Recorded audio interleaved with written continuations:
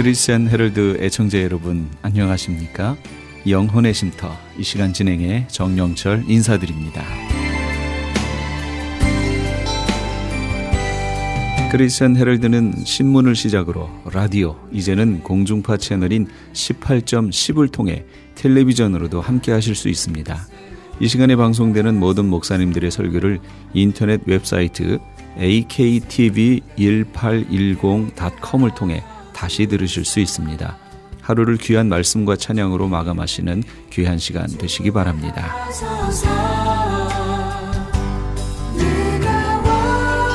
이 시간은 프레이즈 교회의 계시록 강의 시간입니다. 오늘은 계시록 22장 6절에서 21절까지의 말씀을 본문으로 옷을 지키라 란 제목의 하나님의 말씀 전해주시겠습니다. 많은 은혜 받으시기 바랍니다. 1장 계시록 전체의 총괄적인 내용과 재림으로 오실 예수님의 모습. 근데 지금 우리가 읽은 계시록 22장에 있는 모습이 여기 그대로 있는 거예요. 1장에. 그 다음에 2장과 3장의 내용은 7 교회 얘기였습니다. 그 다음에 4장부터 5장은 천상의 예배의 모습, 요한을 이리로 올라오라 해서 올려보냈죠. 올려서 그 위에서 앞으로 되어질 일들을 보여주는 그 모습이 4장, 5장. 그런데 여기에서 놓치지 말아야 할 것은 성부 하나, 보좌에 앉으신 성부 하나님 오른손에 두루마리가 있었다. 그리고 그 두루마리는 7개의 인으로 봉인되어 있었다라는 것을 기억하셔야 되고, 이것 때문에 요한이 울었었지요. 자기 사명은 그 두루마리의 내용을 펼쳐서 보여줘야 되는 건데 이게 말려 있으니까, 그리고 7개 봉인이 돼 있으니까 이걸 볼 자가 없기 때문에 울었다라고 얘기했습니다. 그래서 여기 오신 분들도 이제는 우셔야 돼요. 뭐 때문에 우셔야 되냐면 하나님의 말씀, 하나님이 나에게 무엇을 원하시는지 안 보일 때는 울어야 됩니다. 그리고 하나님께 우리 어떻게 살게 해달라고, 그걸 보여달라고 하셔야 돼요. 그런데 다행인 것은 어린 양이 그것을 취해서 인을 떼시게 되죠. 그 인 떼는 장면이 6장 1번부터 6번까지 인이 떼집니다. 그래서 그 인 각각의 성격을 제가 설명드렸어요. 1번부터 4번까지의 인은 7년 환란이 들어가기 전 징조장이다 라고 했습니다. 그런, 첫째는 하얀 말, 붉은 말, 검은 말, 청황색 말, 이 각각에 대해 사건이 있었죠. 하얀 말, 이건 미혹이라고 얘기했어요. 미혹. 그래서 대대적인 미혹이 이제 일어날 겁니다. 그리고 이미 일어났습니다. 예를 들면 WCC 운동이라든지 교회에서 전해지는 내용들을 잘 구별해 보시면 땅의 소망 두란 얘기인지 하늘의 소망 두란 얘기인지 구별이 갈 겁니다. 이제부터는 잘 구별해서 보셔야 돼요. 그런 얘기가 나올 거예요. 그래서 데살로니가서에 보면 바울이 우리가 하나님, 예수님 앞에 서는 것에 대해서 누가 뭐라고 말해도 너희가 미혹되지 말아라. 먼저 있을 일은 미혹이고, 두 번째는 배교고, 세 번째는 적그리스도의 출현이고, 그 다음이 예수님이 오시면서 우리가 예수님과 만나게 된다. 이렇게 얘기했습니다. 그 얘기는 우리의 휴거가 언제 있다는 얘기예요. 미혹, 배교, 적그리스도의 출현, 그 다음이 우리의 휴거가 있다. 그 얘기입니다. 그런데 요즘 인터넷이나 이런 데 보면은 지금 휴거된다고 자꾸 얘기하는 사람들이 있어요. 그럼 그 사람들의 얘기를 잘 한번 들어보세요. 그럼 그분들은 죄송한 얘기지만 말씀에 기반을 두고 하는 얘기가 아니에요. 내가 봤네, 내가 들었네 하는 그 얘기입니다. 그래서 바울이 이미 지적한 거예요.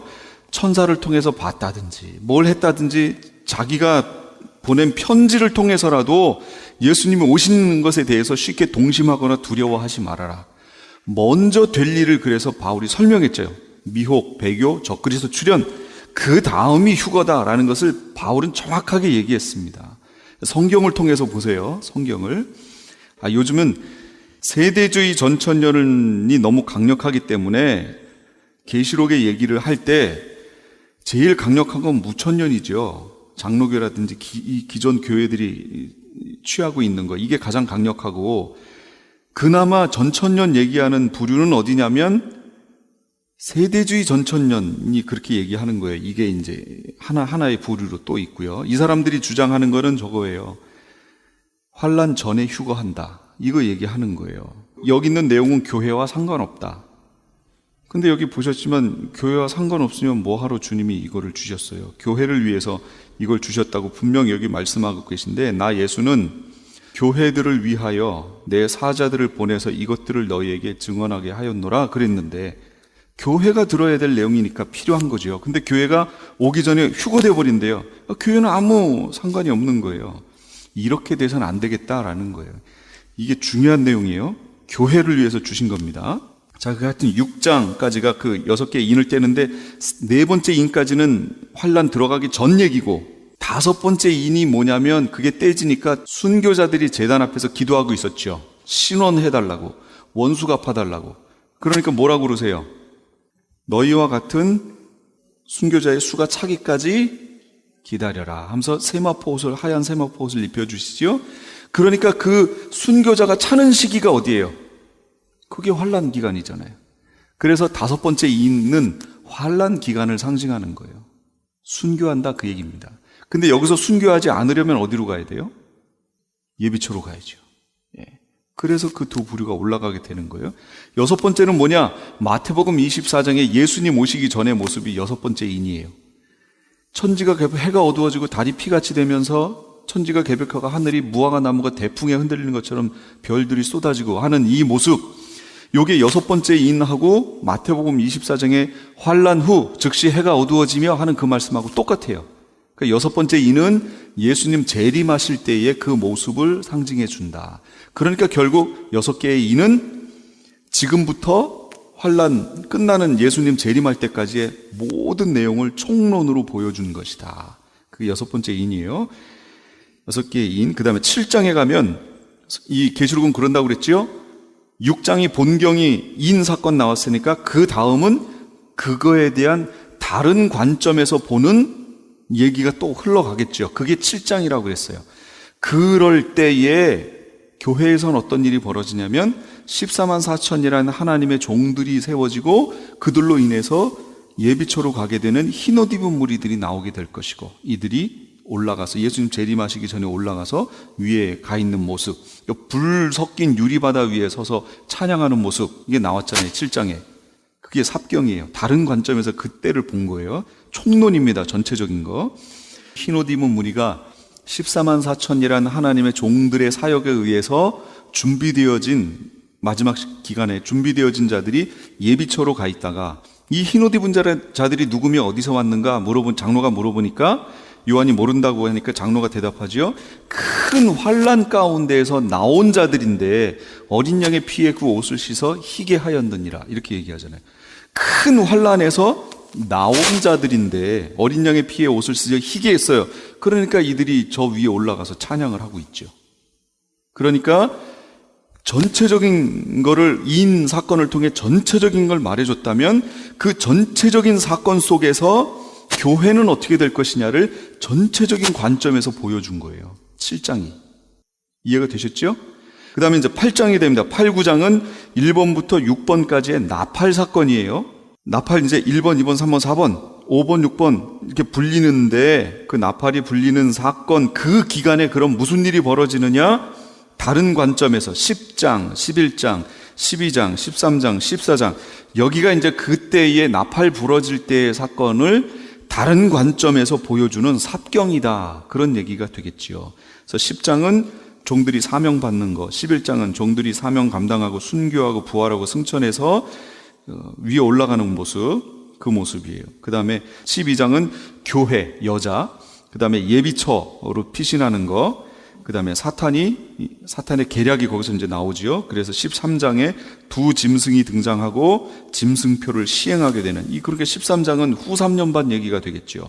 그 다음에 14장, 하나님 보좌 앞에 14만 4천. 14만 4천은 두 짐승 나오는 그 시점에 순교하고 부활해서 위로 올라갔죠.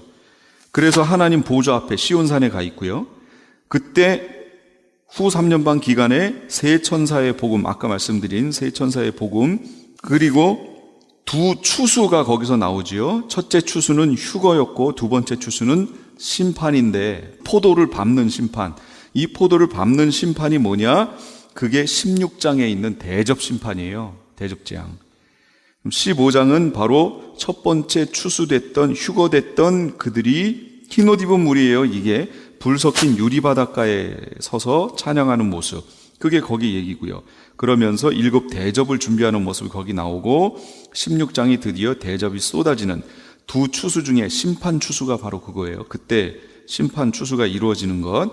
그러면 단으로 묶는다 그랬잖아요. 단으로, 재앙을 주기 위해서 단으로 묶는다 할 때 그 단으로 묶는 걸 뭐라고 표현했어요? 제가 짐승표라고 얘기했죠. 짐승표를 받는다라는 것은 단으로 묶였다, 그 얘기입니다.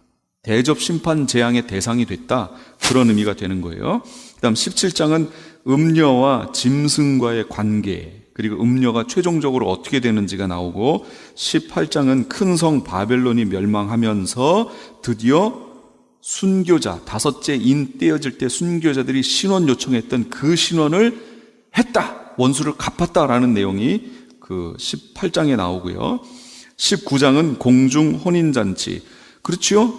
5번째 인이 신원 요청이었고 6번째 인이 예수님 재림하시는 모습이니까 여기 그 순서대로 지금 가고 있죠? 똑같이. 19장은 공중 혼인잔치, 우리가 올라갔으니까 혼인잔치 하고, 그 다음에 예수님과 함께 지상으로 재림하는 모습. 20장은 천년왕국이 펼쳐지며 그 마지막에 곡과 마곡의 전쟁이 일어나면서 백보자 심판자리가 펼쳐지고, 21장은 새하늘과 새 땅, 천국 얘기가 나오고, 오늘 이제 마지막 장 22장은 마라나타 신앙 당부하는, 마라나타 주 예수여 오시옵소서라고 하는 마라나타 신앙을 당부하는 그 모습이 22장 6절부터 등장하게 된다, 그 얘기입니다. 그러니까 이 흐름을 알고 계시록을 이제부터 보시고 읽으시면 이제 이해가 훨씬 더 쉬우실 거예요.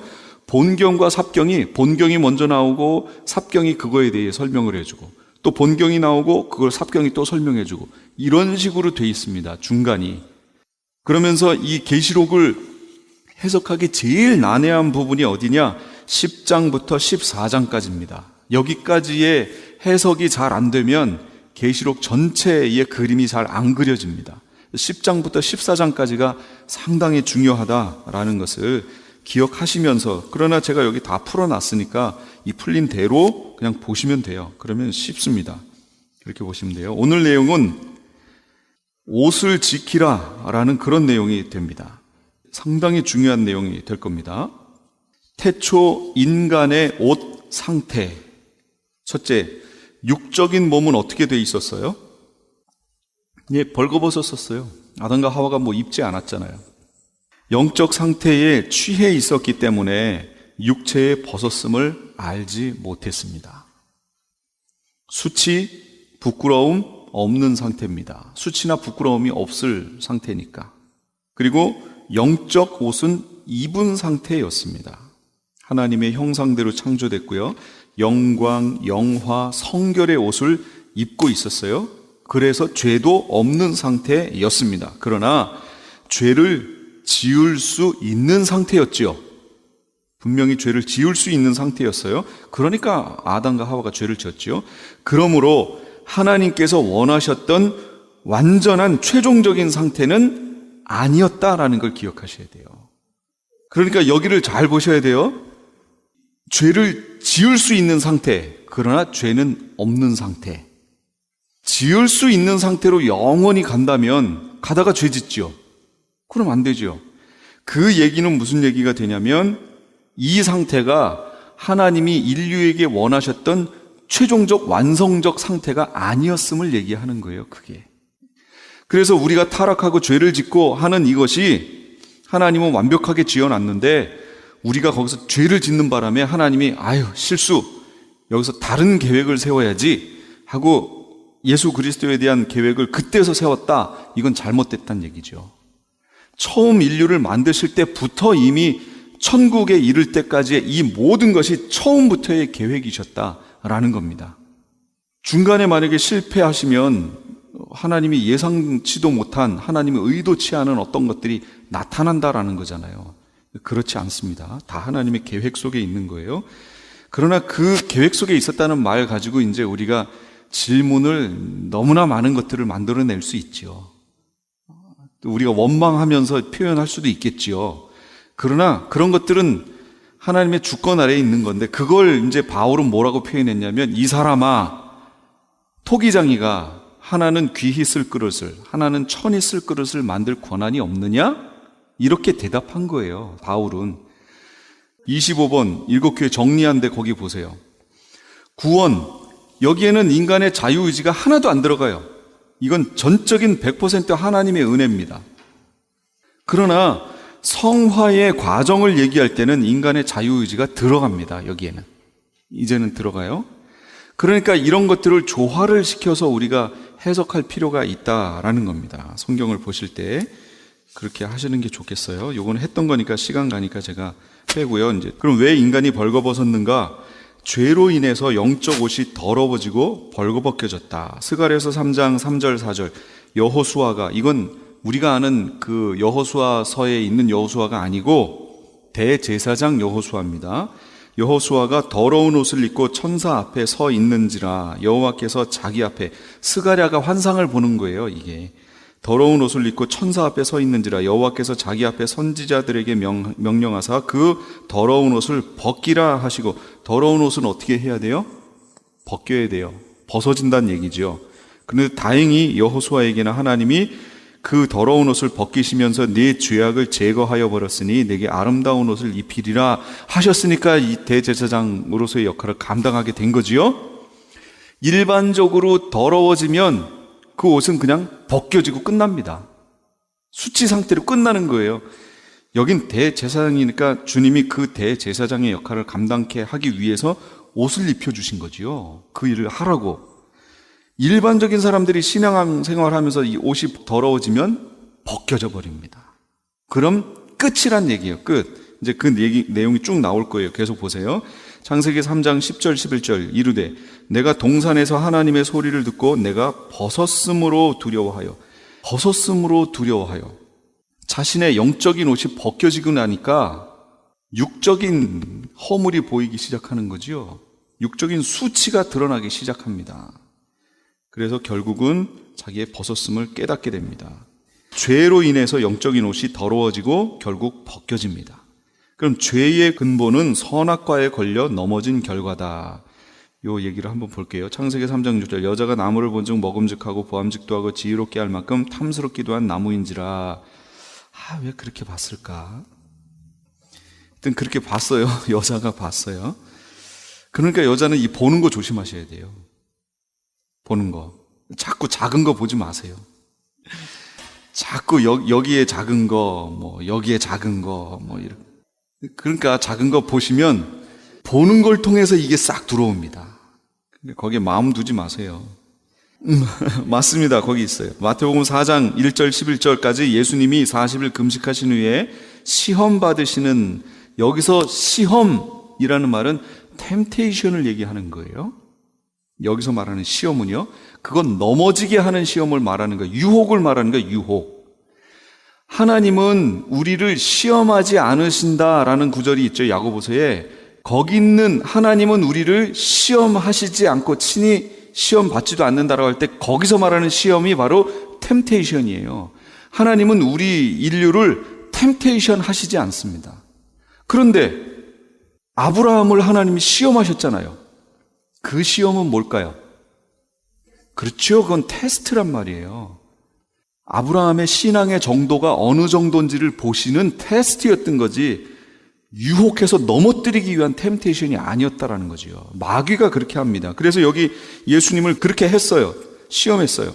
돌이 떡이 되게 하고 성전에서 뛰어내리라. 그럼 천사들을 명해서 발이 돌에 부딪히지 않게 받들어 줄 것이다. 산에 올라가서 모든 영광을 보이면서 나에게 절해라, 경배해라. 그럼 이 모든 것을 내가 너에게 주겠다 하는, 우리 인류가 겪을 수 있는 유혹거리들, 거기 육신의 정욕, 안목의 정욕, 이생의 자랑거리들, 그 시험을 아담과 하와는 통과를 못했죠.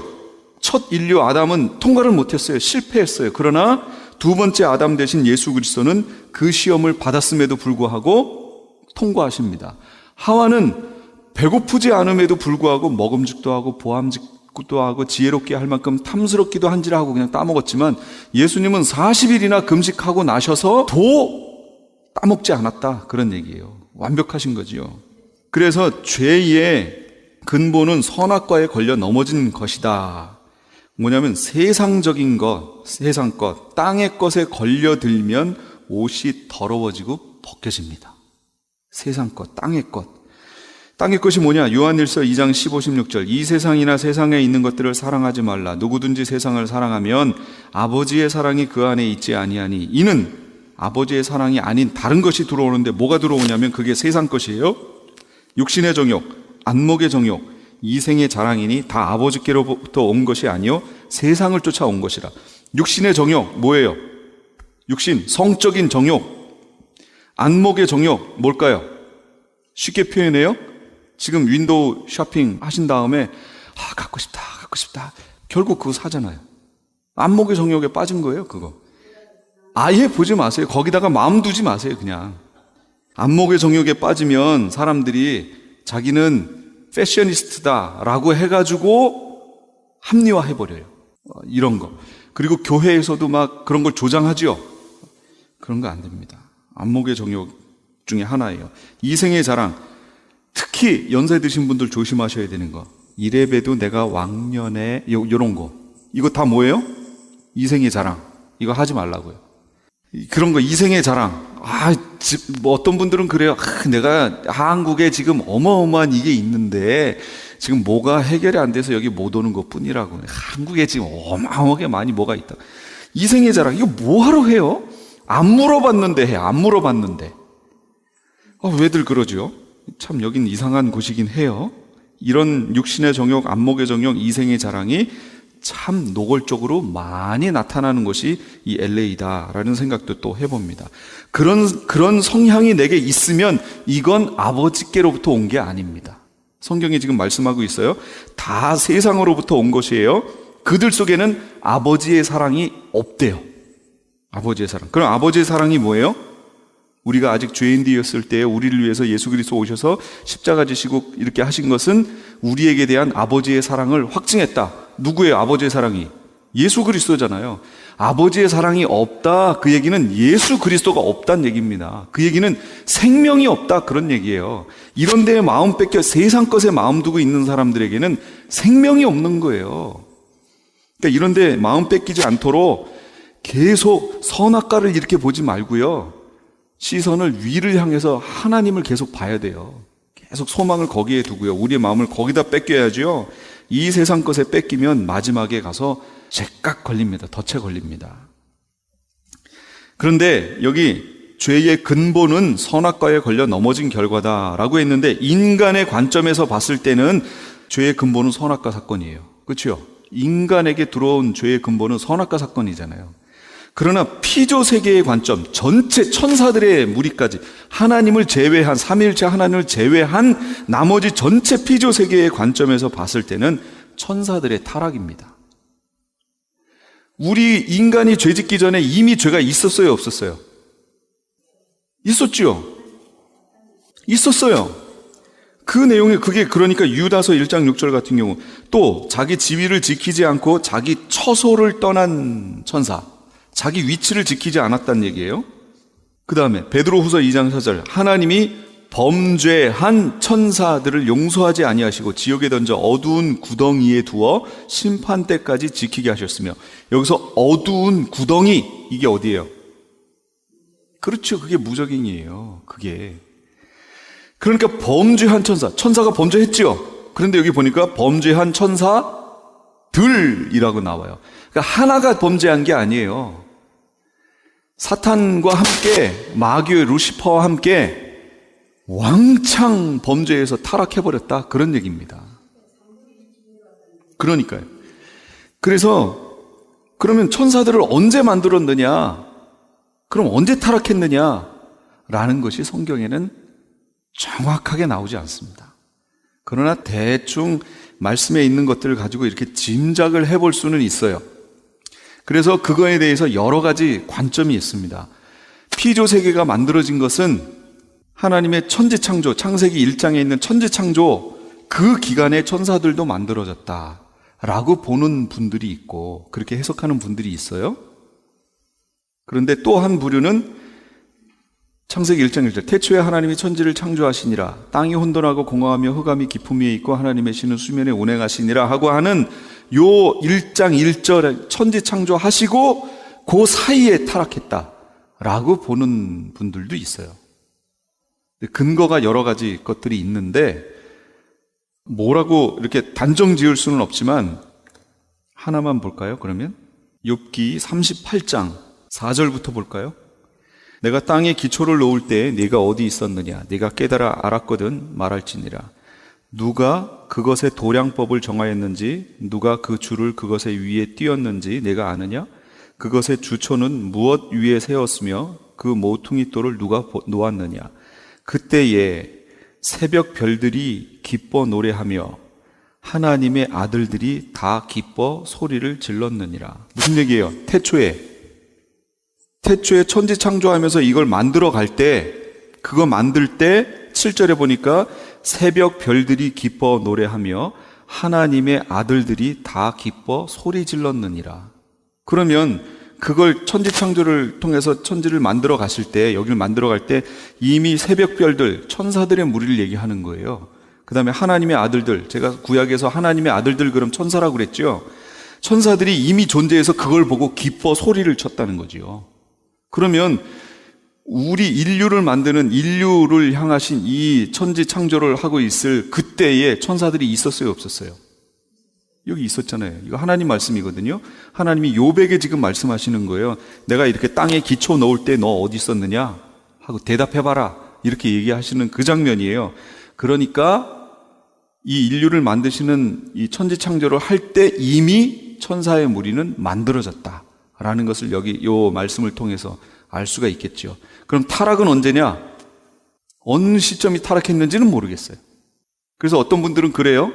이 모든 것을 다 만드시고 하나님이 보시기에 심히 좋았더라 했는데 죄도 같이 있는데 그걸 보고 심히 좋았더라 이렇게 하시진 않았을 것이다 라고 어떤 분들은 또 해석하세요.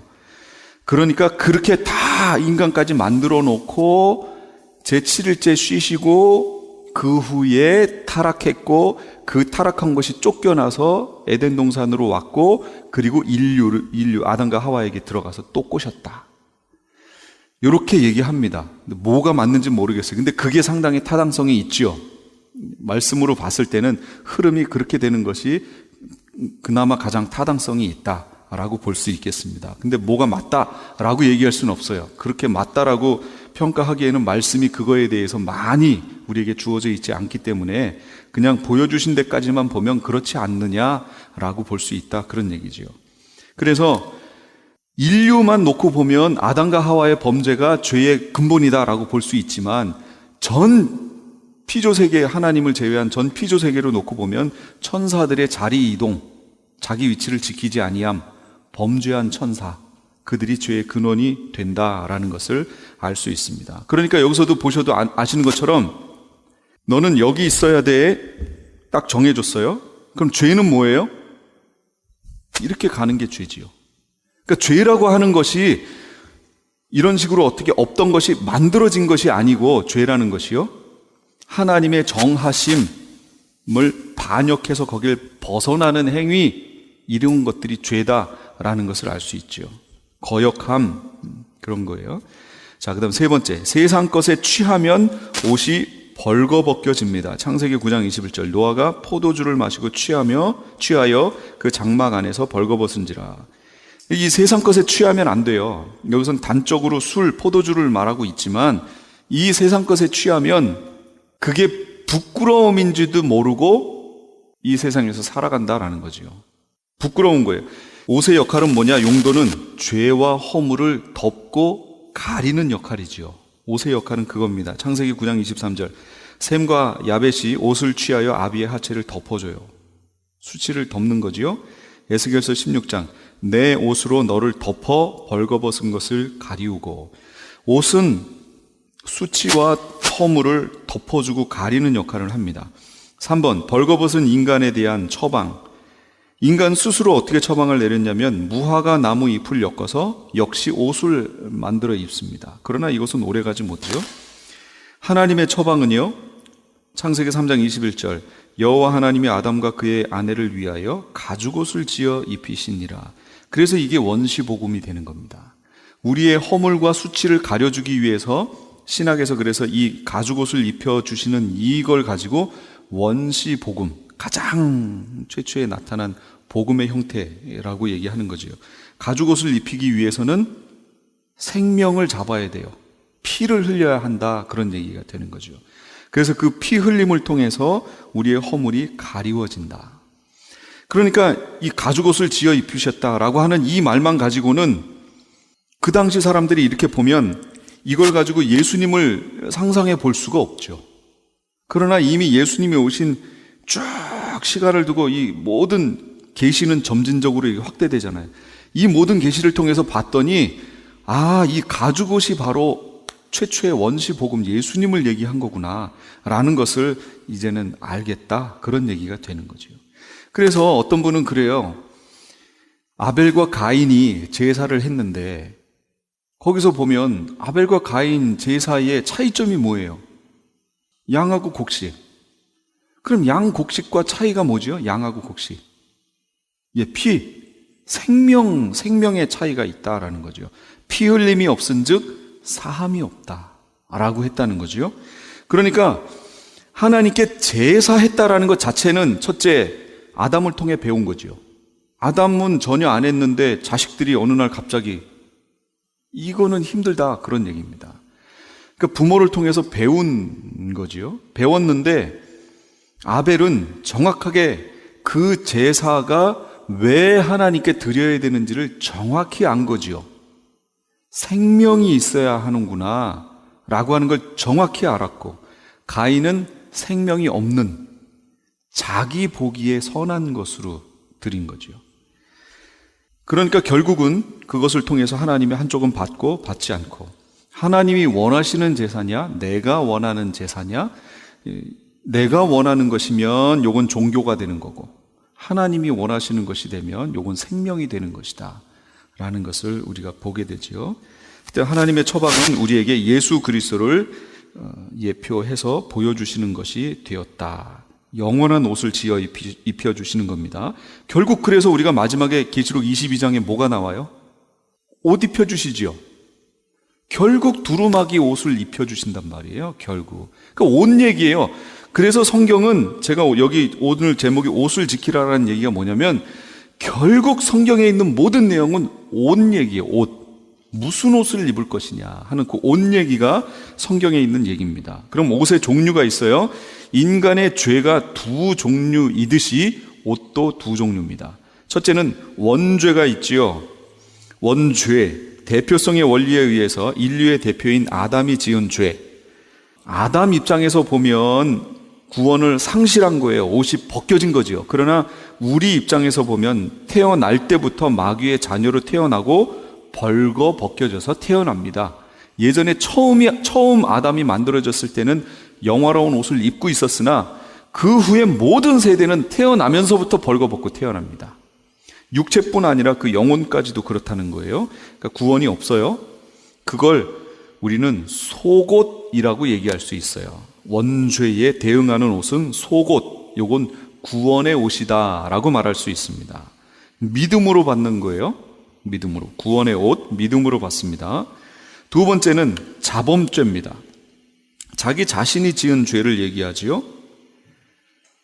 이사야 64장 6절. 무릇 우리는 다 부정한 자 같아서 우리의 의인은 다 더러운 옷 같으며 우리는 다 잎사귀같이 시들므로 우리의 죄악이 바람같이 우리를 몰아가나이다. 그래서 이것은 겉옷이라고 얘기할 수 있어요. 대응하는 옷이. 그리고 이것은 의의 옷이다 이렇게 얘기할 수 있습니다. 의의 옷. 말씀을 지켜 행위로 믿음을 지키는 것을 얘기해요. 이사야 61장 10절. 내가 여호와로 말미암아 크게 기뻐하며 내 영혼이 나의 하나님으로 말미암아 즐거워하리니 왜요?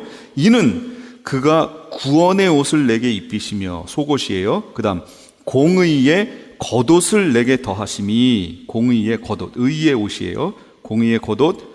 신랑이 사모를 쓰며 신부가 자기 보석으로 단장함 갖게 하셨음이라. 그러니까 크리스천들이 구원의 속옷과 의의 겉옷을 입는 것은 혼인 예식 준비를 하는 것과 마찬가지다, 그 얘기입니다. 우리 지금 혼인 예식 할 거지요? 혼인 잔치 들어갈 거잖아요. 그럼 뭘 갖고 준비하느냐, 그거 뭘 갖고 혼인 준비 신부 단장을 하느냐? 옷 갖고 한다, 그 얘기입니다. 옷. 구원의 속옷, 의의 겉옷, 그걸 가지고 단장한다, 그 얘기를 지금 하는 거예요. 성도들의 옷, 우리는 이미 두 종류의 죄에 다 포함되어 있습니다. 옷을 입는 방법 밖에는 해결책이 없어요. 그럼 언제 옷을 입게 되나? 첫째, 속옷이에요. 세례 받을 때 그리스도로 옷을 입게 돼요. 갈라디아서 3장 27절.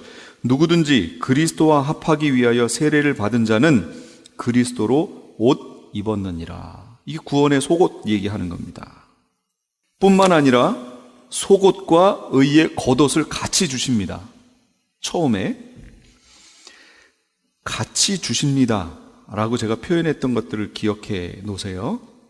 자, 옷 입은 자의 자세는 그럼 어떻게 해야 되느냐? 예수 그리스도를 영접할 때 구원의 속옷과 의의 겉옷을 입습니다. 그럼 그렇게 옷을 입은 사람은 어떻게 해야 되느냐? 옷을 더럽히지 않도록 해야 됩니다. 계시록 3장 1-4절. 내 하나님 앞에 내 행위에 온전한 것을 찾지 못하였노니 말씀하시면서 4절에 그러나 사대에 그 옷을 더럽히지 아니한 자 몇 명이 내게 있어 흰 옷을 입고 나와 함께 다니리니. 5절에는 이기는 자는 이와 같이 흰 옷을 입을 것이요 내가 그 이름을 생명책에서 결코 지우지 아니하겠다. 흰 옷은 생명책과 관계 있다라는 것을 말씀드릴 수 있고, 4대 교회에 대해서 지금 얘기하는 거예요. 옷을 여기는 다 더럽혔어요. 거의 더럽혔어요. 그런데 그 중에 옷을 더럽히지 아니한 자 몇 명이 있대요. 4대 교회에. 그럼 요즘 교회들을 생각해 보세요. 요즘 교회들 구원의 옷, 의의 겉옷 처음에 다 받았죠? 그러면 옷을 더럽히지 않은 자가 교회 안에 몇 명일까 한번 생각을 해보시라, 그 얘기입니다. 그럼 옷을 더럽히지 않았음을 어떻게 할 수 있느냐? 그의 행위, 삶을 보면 돼요. 또 그의 성품을 보면 됩니다. 성품. 이따 베드로후서 얘기 쭉 나올 거예요. 그럼 뒷장에 있는 것 같아요. 그럼 거기에 나와요. 성품, 신의 성품이 내 속에 있느냐? 그걸 봐야 된다는 거예요. 그래서 그거를 바울은 뭐라고 그랬어요? 베드로는 신의 성품에 참여하는 자라고 표현했지만 바울은 그걸 갈라디아서에서 성령의 9가지 열매 이렇게 표현했다고요. 그 열매 다 성품이지요. 성품과 관계 있어요. 그게 열매란 말이에요.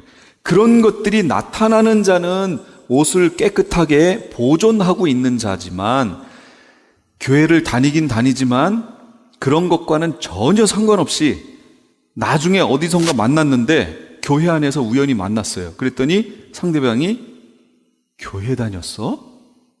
이러면 뭐예요? 그 사람은 삶의 열매가 없었다, 그 얘기예요. 교회 다녔지. 그러면 그렇지. 이렇게 나오면 그 사람은 삶 속에서 열매가 보였었단 얘기죠. 성품의 열매가, 성령의 열매가. 그런 얘기를 들어야겠지요. 그걸 통해서 교회를 한번 이렇게 여기 성도님들이 다니시는 교회를 한번 생각해 보세요. 그러면 옷을 더럽히지 않고 지금 준비되어 있는 사람이 그 교회 안에 몇 명일까? 한번 생각해 보세요. 그러면 아마도 많지 않을 거리요. 많지 않을 겁니다. 이게 안타까운 얘기예요. 여기 4대 교회도 그랬단 얘기예요. 옷을 더럽히지 않은 몇 명이 있대요. 몇 명이. 이것은 교회에게 하시는 말씀인데 참 두려운 얘기죠. 그럼 옷이 더럽혀지면 어떻게 해야 되느냐? 옷이 더럽혀진 사람은 이제 그럼 소망이 없느냐? 아니요. 옷을 씻으면 됩니다. 계시록 22장 14절. 두루마기를 빠는 자들은 복이 있다 그랬어요. 그러면서 거기에 오늘 본문 읽었던 데지요. 왜요? 생명나무에 나아가며 문들을 통해 성에 들어갈 권세를 얻기 때문에 빠는 자들이 복이 있다, 그 얘기입니다. 출애굽기 19장 14절. 모세가 산에서, 시내 산에서 내려와 백성들에게 이르러 백성을 성결하게 하니 그들이 자기 옷을 빨더라. 그러니까 교회에 올 때도요, 율법이 되면 안 돼요. 이것이 화려하고 좋은 옷을 입으란 얘기가 아니에요. 깨끗하게 단정하게 라는 얘기입니다. 삶과 이게 같이 나타나야 한다라는 거예요. 내 삶의 주변이 지저분하고 더럽다. 그러면 그 사람의 영적 상태도 거의 그거랑 비슷하게 가요.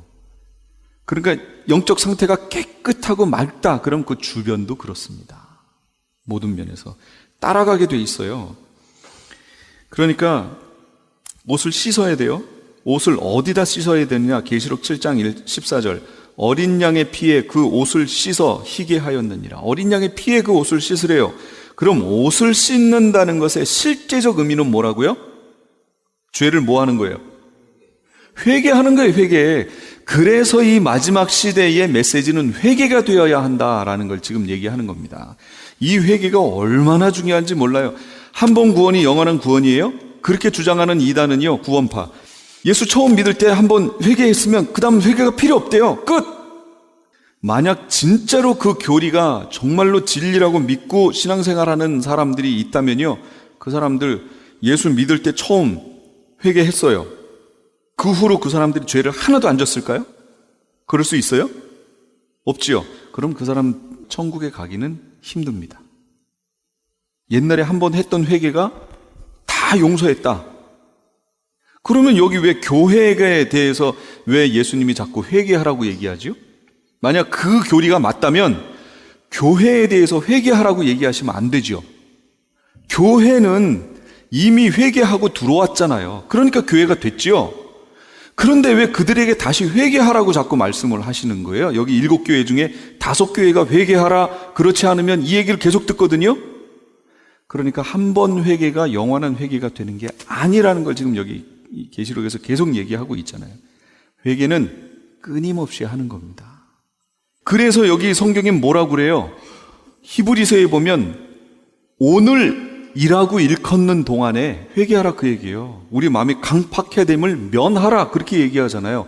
오늘 일하고 얘기하는 대단히 중요한 얘기예요. 말씀을 가지고 해야 되는데 그냥 인간의 논리를 가지고 얘기하니까 자꾸 엉뚱한 얘기를 하게 되죠. 그러면 만약에 이 옷을 씻지 못하면 어떻게 될까요? 4번, 옷이 벌거벗겨집니다. 계시록 3장 17절. 네가 말하기를 나는 부자라 부요하여 부족한 것이 없다 하나 네 곤고한 것과 가련한 것과 가난한 것과 눈먼 것과 벌거벗은 것을 알지 못하는도다. 이게 라오디게아 교회예요. 라오디게아 교회는 벌거벗었다 그 얘기예요. 벌거벗었다. 이미 뭐가요?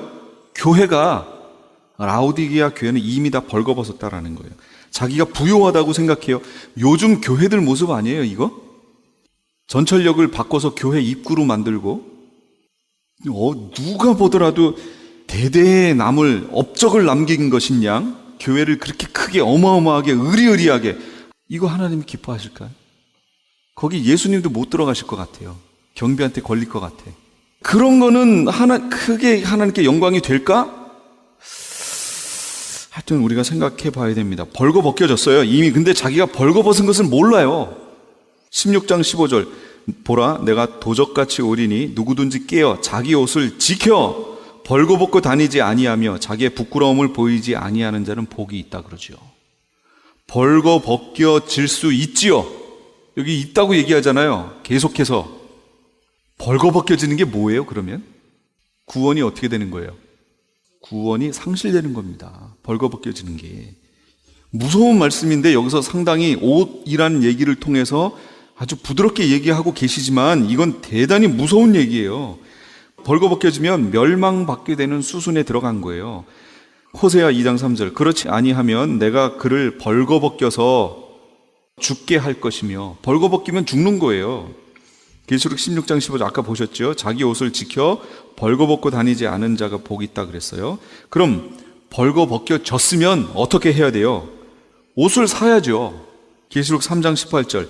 내가 너를 권하노니 내게서 불로 연단한 금을 사서 부요하게 하고 흰 옷을 사서 입어 벌거벗은 수치를 보이지 않게 하고 안약을 사서 눈에 발라 보게 하라. 지금 같은 라오디게아 교회에게 지금 얘기하시는 거예요. 너는 벌거벗었다 라고 얘기하시면서 그들에 대한 처방으로 내가 너한테 권하는데 불로 연단한 금을 사서 부요하게 하고 옷을 사서 입어 수치를 가리고 안약을 사서 보래요. 불로 연단한 금이 상징하는 게 뭘까요?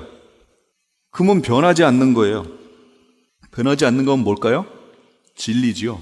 말씀, 하나님의 말씀을 사래요. 말씀을. 그래서 부요하게 되래요. 여기는 라오디게아 교회는 이 세상적인 것으로 채워서 그걸 가지고 부하다라고 지금 얘기하는데 하나님이 보실 땐 그거 부한 게 하나도 아니라는 거예요. 그러니까 큰 교회 부러워할 필요가 하나도 없다는 얘기죠. 그런 건 부러워할 게 안 된다 그런 얘기예요. 흰 옷을 사래요. 옷을 사래요. 옷이 벌거벗겨졌으니까 옷을 사래요.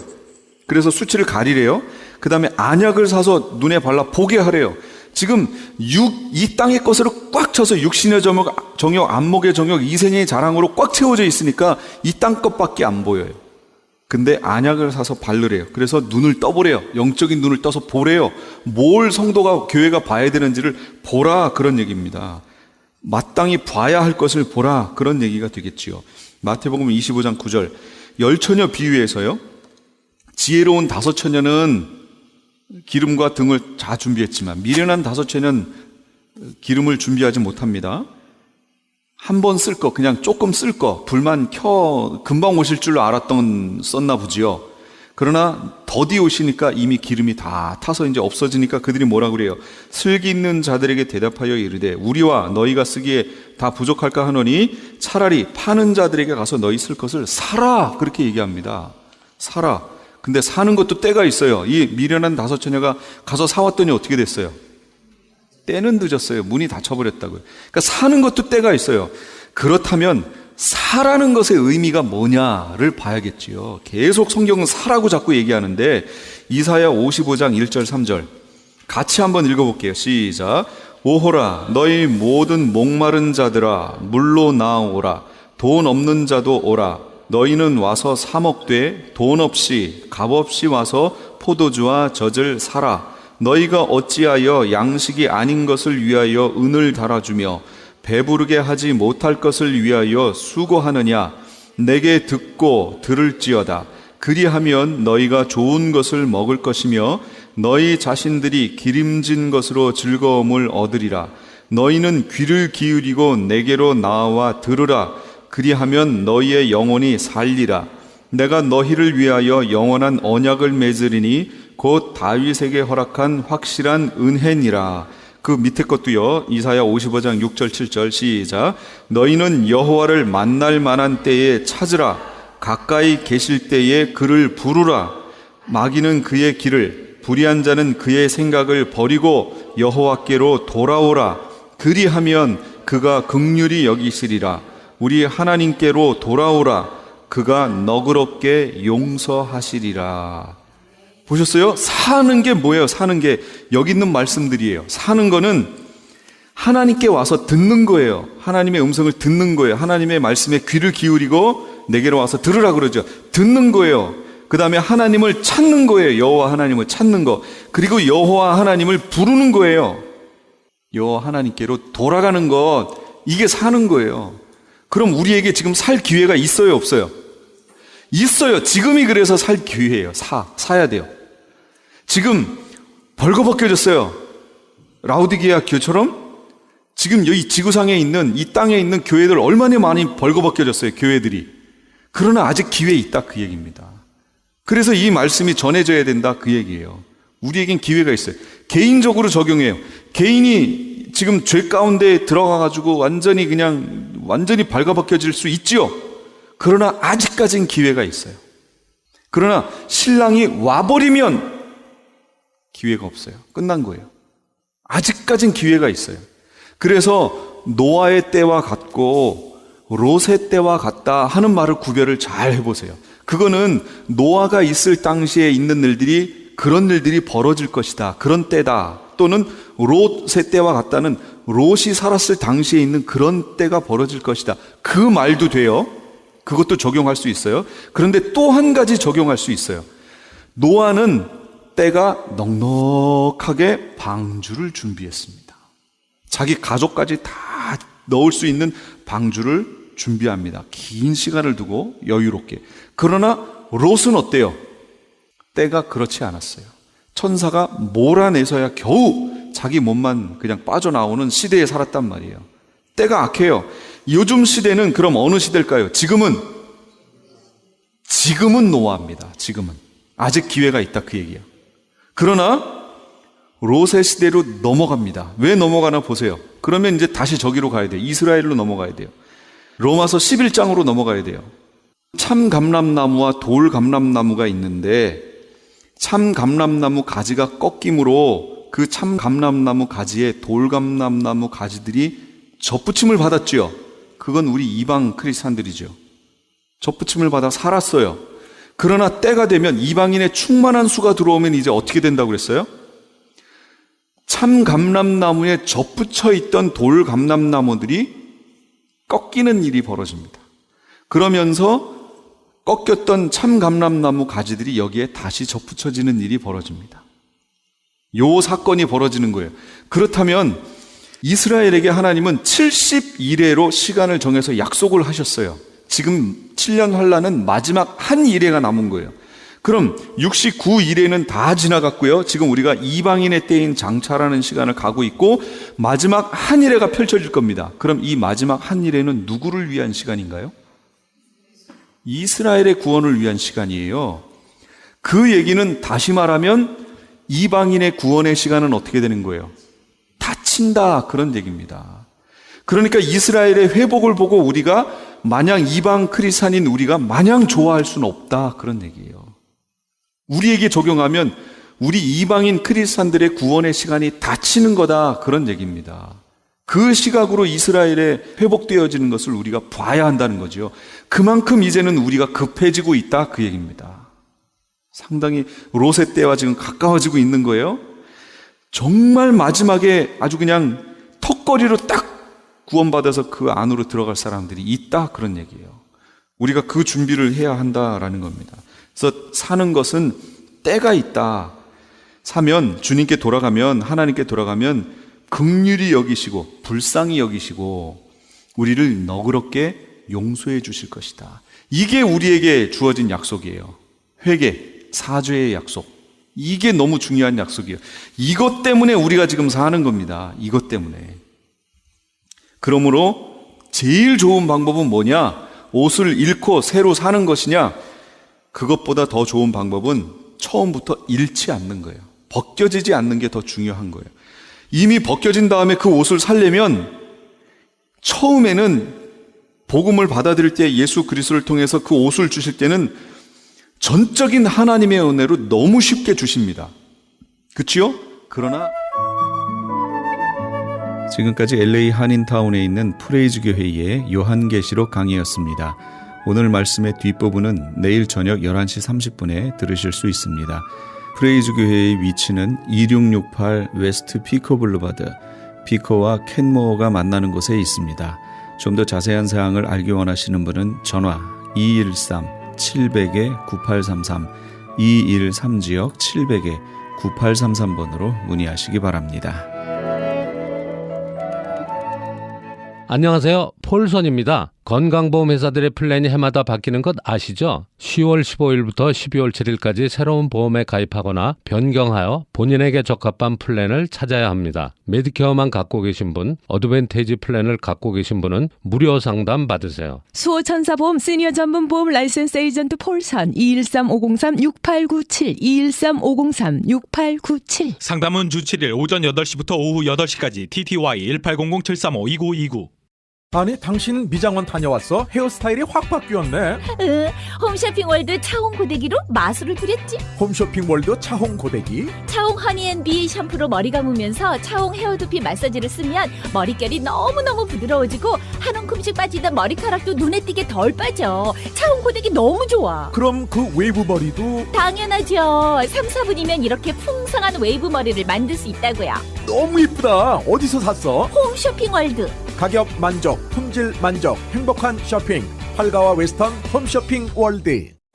자연이 좋다, 생약이 좋다. 자연한방 생약연구소. 웃고 왔던 공진단이 울고 간다는 자연한방 생약연구소의 황제보양단 런칭 대잔치. 퀴즈 나갑니다. 다음 중 황제보양단에 들어가지 않는 것은 1번 산삼 홍삼청, 2번 녹용, 3번 발효 사향, 4번 배추. 정답을 아시는 분은 지금 전화하세요. 12월 한 달 내내 매일 선착순 5분께 황제보양단 1환을 선물로 드립니다. 지금 전화하세요. 올림픽과 놀턴 자연한방 생약연구소 323-931-8949. 유태인이 만든 특수 영양제 M3 들어보셨어요? 곡식의 눈, 과일씨, 껍질, 약초의 뿌리로 만든 특수 영양제 M3. 혈압, 당뇨, 아토피, 천식, 비만 등 무슨 병이든 큰 효과를 주는 신비의 영양제 M3. 서울대학병원 7곳, 고려대학병원 2곳에 입점되어 더욱 믿을 수 있는 M3의 효능. 213-435-9600, 213-435-9600 M3 정직한 마음으로 권해드립니다. 2017년 새해 노래하는 시인 하덕규 목사 찬양 콘서트에 성도 여러분을 초청합니다. LA 한인타운에 있는 프레이즈 교회에서 하덕규 목사님의 영감 넘치는 찬양과 간증으로 새로운 한 해를 시작하는 시간을 마련했습니다.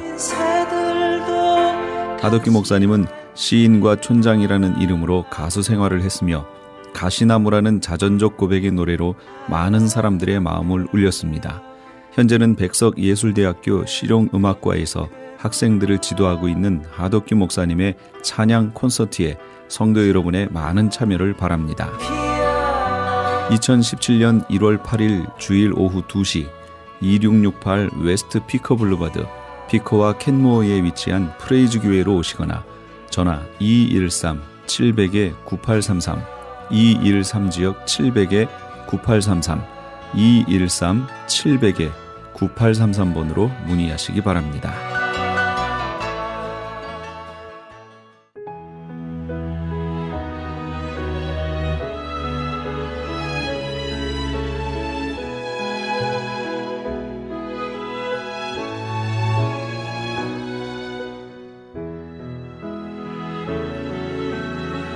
평생 시계를 만드는 일에 보낸 사람이 있었습니다. 이 사람은 온갖 정성을 다해 시계 하나를 만들어 아들에게 주었습니다. 그런데 그 시계의 초침은 금, 분침은 은, 시침은 구리로 만들어져 있었습니다. 아빠, 이건 이상해요. 초보다 큰 것이 분, 분보다 큰 것이 시간이잖아요? 그러면 시침이 금, 분침이 은, 초침이 구리로 돼야 하는 거 아니겠어요? 아들이 이렇게 말했습니다. 그러자 아빠는 아들의 어깨에 손을 얹고 이렇게 대답해 줬습니다. 초가 없이 분과 시가 어디 있겠니? 초침이 가는 길, 그 길이야말로 황금길이란다. 작은 것이 정말 귀한 것이지. 그리고 그 시계를 아들의 손목에 채워주며 다시 강조했습니다. 1초 아끼며 살려무나. 초가 세상을 변화시킨단다.